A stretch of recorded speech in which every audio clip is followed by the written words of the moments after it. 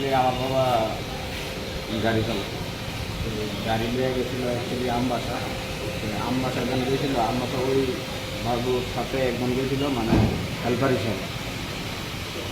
হেল্পারই আমরা দিবি ওই দেশে আসতে 5 দিন, কালকালের 5 দিন, কালকা রাত্রে মানে রিটার্ন আইতেছে বাড়ির দিকে।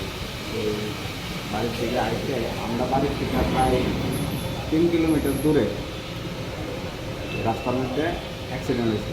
মানে এটা যখন পুলিশ আমার ইনফর্ম করছে যে এরকম এরকম অ্যাক্সিডেন্ট হয়েছে তোমরা, যখন আমি গেছি পরে যাওয়ার পরে আমি দেখলাম যে গাড়ি তো কোনো অ্যাক্সিডেন্ট হয়েছে না। আমার বাবা দেখি গাড়ির মধ্যে এমনি করে রয়েছে, গলার মধ্যে গামছা দিয়ে পেছেন না, আর নাক এই জায়গা দিয়ে একটু ব্লাড বাড়িতেছে, কিছু জিনিস দিয়ে মারছে, ভারী জিনিস দিয়ে।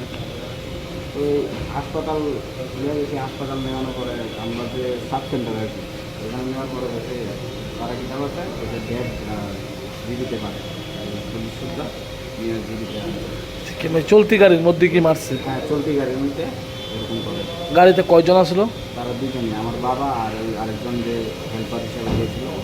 তো কেলিকা উনি মানে মারার কারণটা কি তোমার বাবার? মারার কারণটা অ্যাকচুয়ালি আমরা সবসময় আমরা বাড়ি প্রায় তো একসাথে খাওয়া দাওয়া করতো, সব কিছু মানে নর্মাল যেরকম চলে আর কি, এরকমই ছিল। কিন্তু কিসের জন্য কী করলো এটাই আমরা এখনো বুঝতে পারি। কি নাম তোমার বাবার? আমার বাবার নাম অনিল দে। বয়স কত? বয়স 50। বাড়ি?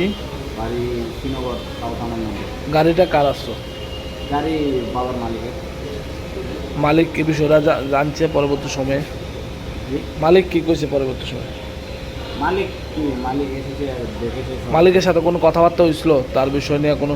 না না না, মালিক আইসে, ঘটনা শুনে আইসে দেখছে, দেখা পুলিশ কারোর আটক করছে এই কেসে? পুলিশ ওই যে কানুদা বর্মা ওনাকে আটক করে। মানে মারার কারণটা এখনো জানা গেছে না। তোমার কি হয়?